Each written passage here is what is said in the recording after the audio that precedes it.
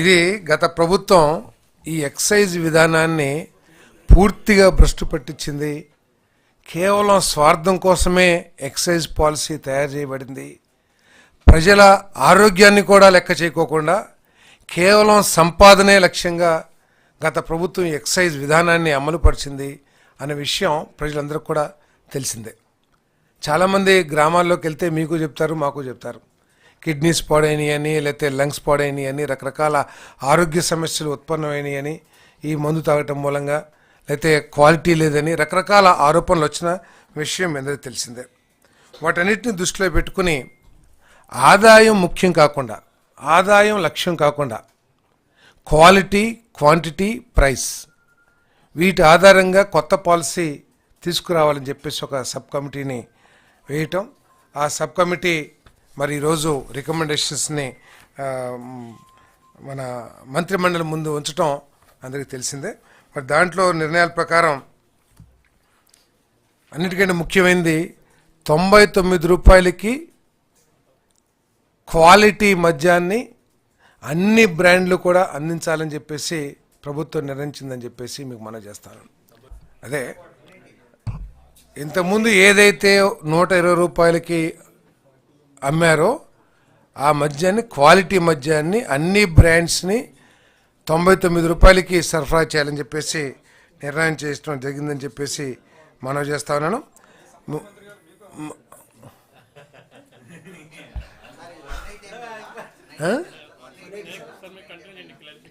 Clarification ఇస్తాను మీకు.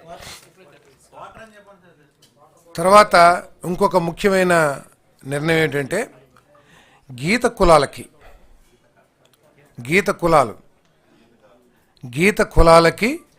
10% reservations ఈ షాప్స్లో కల్పించాలని చెప్పేసి ప్రభుత్వం నిర్ణయించిందని చెప్పేసి మనవి చేస్తామన్నా. నేను 180 ml తెలీదు, నాకు తెలియదు, మీరు చెప్పారు కదా అది క్వార్టర్ అంటారు, ఏమంటారు 180 mlకి 99 రూపాయలకి. గత ప్రభుత్వం 120 రూపాయలకి ఏదైతే సరఫరా చేసినో అది కూడా క్వాలిటీ లేని మందుని ఏదైతే ఇచ్చిందో ఈసారి ఎస్టాబ్లిష్డ్ బ్రాండ్స్ ద్వారా 99 రూపాయలకి ఈ మద్యాన్ని అందించే కార్యక్రమం చేయబోతున్నాం. అన్ని బ్రాండ్స్లో కూడా ఈ కేటగిరీ మందుని లిక్కర్ని సప్లై చేయాల్సిన అవసరం ఉందని చెప్పేసి మనం చేస్తాను. మీ అందరికీ తెలిసిందే మిగతా అన్ని కూడా అప్లికేషన్ ఫీజు 2 లక్షలు, తర్వాత షాప్స్ ఇచ్చే విధానం ఏమో డ్రాయల్స్ ద్వారా టెన్యూర్, ఇది 2 సంవత్సరాలకి షాప్ 2 years టెన్యూర్తో షాప్స్ ఇవ్వబడతాయి. మరి టైమింగ్స్ను కూడా 10 PM to 10 PM నిర్ణయించడం జరిగింది. 10 AM to 10 PM. టెండర్ కాదు, lottery system. 2 lakhs non refundable. Yes.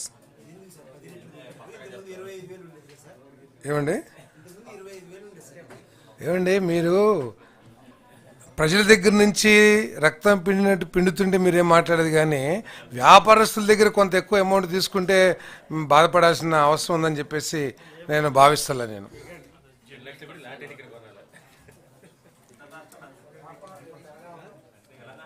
తర్వాత లైసెన్స్ ఫీజు 4 స్లాబ్స్లో 50 నుంచి 85 లక్షల రూపాయలు.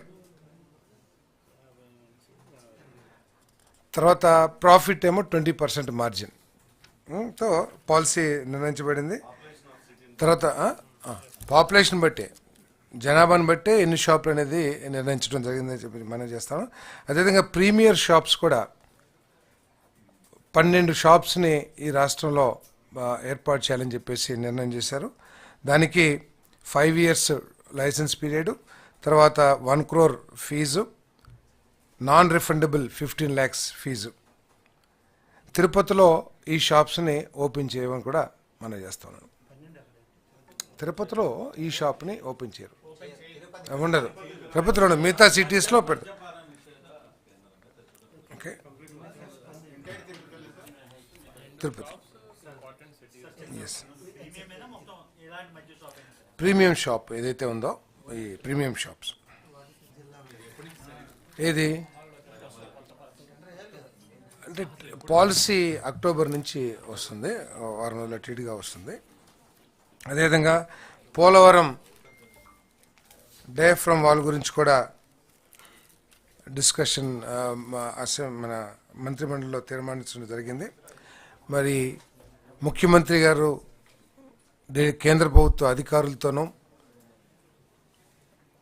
జలవనరుల శాఖ అధికారులతోనూ మంత్రులతోనూ అదేవిధంగా సిడబ్ల్యూసి అధికారులతో కూడా చర్చించిన మీదట ఏ విధంగా దీన్ని చేయాలి, డయాఫ్రమ్ వాల్ ఏదైతే డ్యామేజ్ అయిందో దానికి 2 విధానాలు, బాక్స్ రిపేర్ ద్వారా ఒకటి, లేదు కొత్త డయాఫ్రమ్ వాల్ కట్టడం ద్వారా ఒకటి.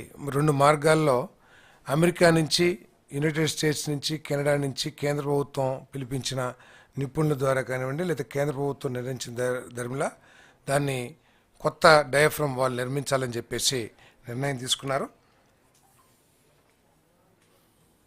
అదేవిధంగా 12,000 కోట్ల రూపాయలు కేంద్ర ప్రభుత్వం శాంక్షన్ చేసిన విషయం కూడా తెలిసిందే. ఆ నిధులను వినియోగించుకుని 2-2.5 సంవత్సరాల్లో ఈ ప్రాజెక్ట్ని పూర్తి చేయాలని చెప్పేసి కూడా ప్రభుత్వం చిత్తశుద్ధితో ఉందని చెప్పేసి నేను మనవి చేస్తాను. అండి 990 కోట్లు. అదేవిధంగా మరి ఈ అధిక వర్షాల మూలంగా కానివ్వండి, లేకపోతే సాగునీటి గురించి కూడా చర్చ జరిగింది. మరి రిజర్వాయర్స్ అన్నీ కూడా ఫుల్గా ఉన్న విషయం అందరికీ తెలిసిందే. రాబోయే రోజుల్లో కరువు లేకోకుండా ఉండే విధంగా మరి జలవనరుల శాఖ పనిచేయాలని చెప్పేసి కూడా మరి ఆలోచన ముఖ్యమంత్రి గారు ఆదేశాలు ఇవ్వడం జరిగింది. రాయలసీమలో సాగునీటి ప్రాజెక్టుల మీద ప్రత్యేకమైన దృష్టి పెట్టాలని, రాయలసీమలో సాగునీటి సమస్య రాకోకుండా అన్ని చర్యలు తీసుకోవాలని చెప్పేసి ప్రత్యేకంగా ముఖ్యమంత్రి గారు జలవనరుల శాఖ అధికారులకు కూడా మరి ఆదేశించడం జరిగిందని చెప్పేసి మనం చేస్తా ఉన్నాను. కాంట్రాక్టు డయాఫ్రమ్ వల్ల ఉన్న కాంట్రాక్టర్కే ఇస్తాం మేలని చెప్పేసి కేంద్ర ప్రభుత్వం కూడా భావించింది. వారి సూచనల మేరకు ఉన్న కాంట్రాక్టర్నే కొనసాగించాలని. ఎందుకంటే గతంలో కూడా ఆ కాంట్రాక్టర్ జలవనరుల శాఖతో తెలుసుకుని చెప్తాను మీకు. ఎందుకంటే గతంలో కాంట్రాక్టర్ని మార్చడం ద్వారా కూడా ఇటువంటి జరిగిన కొంత ఇబ్బంది జరిగిందనేది కూడా మరి చర్చల్లో వచ్చిందని చెప్పేసి కూడా తెలిసింది. ఏ కాంట్రాక్ట్, ఏ టెండర్ ఉంటే ఆ టెండర్, ఏ కాంట్రాక్టర్ ఉంటే ఆ కాంట్రాక్టర్ కొనసాగిస్తున్నాం. కాదు నామినేషన్ కాదు, వాజ్ టెండర్ ప్రతి సంవత్సరానికి ఎవ్రీ ఇయర్ ఇస్తారు. ఓకే,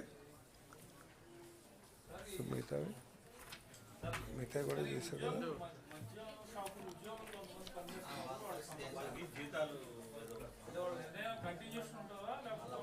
ఇక ప్రైవేట్కి ఇచ్చేసిన తర్వాత ప్రభుత్వ ఉద్యోగస్తులు ఏ విధంగా కంటిన్యూ అవుతారో వాళ్ళదేం మరి ఆ రోజు ఏ విధంగా ప్రభుత్వం నిర్ణయం చేసిందో దాని గురించి చర్చ లేదు. ప్రైవేట్ పరం అయిపోతుంది కాబట్టి వాళ్ళు ఉండకపోవచ్చు. అదే వాళ్ళనే మళ్ళీ వీళ్ళు ఏమైనా ప్రైవేట్ వాళ్ళు తీసుకుంటే తీసుకోవచ్చు. సో మన దీని గురించి కూడా మన వరదల్లో జరిగిన నష్టం గురించి, వాళ్ళకి అందించే నష్టపరిహారం గురించి కూడా చర్చ జరిగింది. ఆల్రెడీ మీకు ఆ సమాచారం ఉంది కదా, అందుకే. అవును, స్టెమీ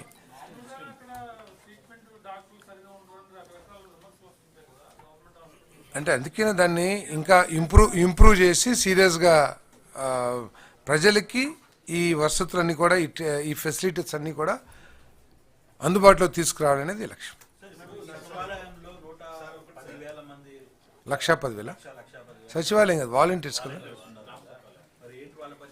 అదే వాళ్ళ గురించి డిఫర్ చేశాం. ఏదైతే తీర్మానం ప్రవేశపెట్టారో అంటే కాదు, దాని మీద వద్దని కాదు, వాలంటీర్ వ్యవస్థ, సచివాలయ వ్యవస్థ, గవర్నమెంట్ డిపార్ట్మెంట్స్ ఇంటిగ్రేట్ చేస్తూ ఒక సమగ్రమైన ఒక పాలసీ లాగా కానీ ఒక విధానం కానీ నెక్స్ట్ ప్రవేశపెట్టమన్నారు, సబ్మిట్ చేయమన్నారు. దాని గురించి ఏమీ చర్చ పర్మనెంట్ అదేమి లేదు, అదేమి చర్చ జరగలేదు. అంటే మరి దాని ఇంటిగ్రేట్ పాలసీ ఒకటి తీసుకురమ్మన్నారంటే వాడుకుంటారనే భావిస్తాను. దాని గురించి చర్చ కానీ నిర్ణయం కానీ తీసుకోలేదు కాబట్టి ఇప్పుడు ఏం చెప్పలేం. బట్ నెక్స్ట్ ఎప్పుడైతే ఇంటిగ్రేట్ చేస్తూ ఒక పాలసీ, సమగ్రమైన పాలసీ వస్తుందో అప్పుడు చెప్పగలుగుతాం. అది డీమ్డ్ అక్కడ మెడ్రాస్లో డీమ్డ్ యూనివర్సిటీ, అది వేరు ఇది వేరు వేరు. సార్ ఇప్పుడు గ్యాస్ సిలిండర్లకు సంబంధించి కానీ బస్సుకు సంబంధించి కానీ బస్సులకు మహిళలకు వీటి డిస్కషన్ ఏమైనా వచ్చిందా? మంత్రులను అడిగినప్పుడు మంత్రులు దీని వైపు ఈరోజు మంత్రి మండలి ఎజెండాలో అయితే అది లేదు. ఓకే, అది డిస్కస్ చేసినప్పుడు, అది నిర్ణయం తీసుకున్నప్పుడు ఫస్ట్ మీకే తెలియజేస్తాను. చెప్పండి. ఎస్ఆర్ఎం యూనివర్సిటీ డీమ్డ్ యూనివర్సిటీగా చేయడం మంచిది ప్రతిపాదన సార్. కాకపోతే ఇది పేదవాడికి కనీసం ఒక్క రూపాయికైనా, అంటే ఆ యూనివర్సిటీ పేదవాడికి అసలు పనికొచ్చే యూనివర్సిటీ కాదండి. అవునా? లోపలికి కూడా రాని పేదవాడికి అంటే వాళ్ళు యూజీసీ రూల్స్ ప్రకారం, గవర్నమెంట్ ఆఫ్ ఇండియా రూల్స్ ప్రకారం ఎంసెట్ లో క్వాలిఫై లేదు. అది ఎంసెట్ మన ఆంధ్రప్రదేశ్ ఎంసెట్ రాసామనుకోండి, దానిలో వెళ్ళడానికి క్వాలిఫై లేదు. అంటే కొన్ని డీమ్ టు బి యూనివర్సిటీలో వాళ్ళ ఓన్ ఎగ్జాము, వాళ్ళ ఓన్ కరికులం పెట్టుకునే అవకాశాలు చట్టమే కల్పించింది. బహుశా వాళ్ళు దీంట్లోకి రారా, జేఈలోకి? సార్ గత గవర్నమెంట్ ఇట్లాంటి కేఎల్ గానీ ఎస్ఆర్ఎం గానీ లేకపోతే ఇంకొక ఎంసెట్ కన్వెనబుల్, అంటే ఎంసెట్ రాసిన విద్యార్థులు దానిలో ప్రవేశం ఉంటేనే మేము ఇక్కడ దీనికి సంబంధించి అరేంజ్ చేస్తాం, లేకపోతే అరేంజ్ చేయమని డైరెక్ట్. ఇప్పుడు సరే, సీఎం గారు ఏదైనా చెప్పొచ్చు, ఆఖరికి దానికి రోడ్డు కూడా వేయలేదని చెప్పేసి కూడా ఎస్ఆర్ఎంఎల్ స్టేట్మెంట్ కూడా ఇచ్చారు. మాకు ఇంత పెద్ద ఇన్ని వేల కోట్ల రూపాయలు పెట్టుబడి పెట్టి మీ రాష్ట్రంలోకి యూనివర్సిటీ పెట్టాము, కానీ దానికి రోడ్డు అటువంటి మౌలిక వసతులు కల్పించట్లేదు అని కూడా చెప్పారు. ఆయన పక్కన పెడదాం. గవర్నమెంట్ ఆఫ్ ఇండియా రూల్స్ ప్రకారం ప్రైవేట్ యూనివర్సిటీ స్థాపించుకోవడానికి అవకాశాలు ఉన్నాయి, డీమ్ టు బి యూనివర్సిటీస్. ఆ యూనివర్సిటీస్ వాళ్ళ ఓన్ కరికులం, వాళ్ళ ఓన్ ఎంట్రన్స్ ప్రొసీజర్స్ అమలు చేసుకున్న చట్టం అవకాశం కల్పించినప్పుడు ఎందుకు కలపలేదు? మీరు చెప్పిన ఏదో పేదవాళ్ళకి ఏదైతే మీరు చెప్పారో తప్పకుండా ప్రభుత్వం దృష్టికి తీసుకెళ్తాం.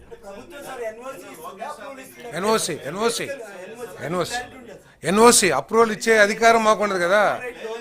డీమ్ టు బి యూనివర్సిటీ ఇచ్చే అధికారం రాష్ట్రానికి లేదు, అది కేంద్ర ప్రభుత్వానికి ఉంది. ఎన్ఓసి మేము ఇస్తాం. నిన్న లోకేష్ సార్ దగ్గరికి ఒక పేద విద్యార్థి వచ్చాడు సార్, వాళ్ళ తల్లిదండ్రులతో పాటు. అంటే ప్రతి ఏడాది 3 లక్షలు కట్టడానికి ఇష్టపడ్డాడు, కానీ డొనేషన్ తీయమని నేను తెలుగుదేశం కార్యకర్తనండి, డొనేషన్ కట్టించుకోకుండా మీరు అరేంజ్ చేయండి సార్, 10 లక్షలు అడుగుతున్నారు డొనేషన్ అని. ఓఎస్డీ చెప్పినా అక్కడ డొనేషన్ తీసుకోవడానికి రెడీ అయ్యారు, కానీ అతనికి సీట్ సార్ అక్కడ ఓఎస్డీ చెప్పారు, మంత్రి గారు చెప్పారు కాదు. ఇక్కడ క్వశ్చన్, ఇక్కడ ప్రైవేట్ విద్యా వ్యవస్థ ఈ రాష్ట్రంలో అనేక దశాబ్దాల నుంచి ఉంది. వాళ్ళ ఫీ స్ట్రక్చరు వాళ్ళు నిర్ణయించుకునే అవకాశం మన చట్టాలు చాలా వరకు కల్పిస్తున్నాయి. ఆ చట్టాలను అధిగమించుంటే తప్పకుండా ప్రభుత్వం దృష్టి పెడుతుంది.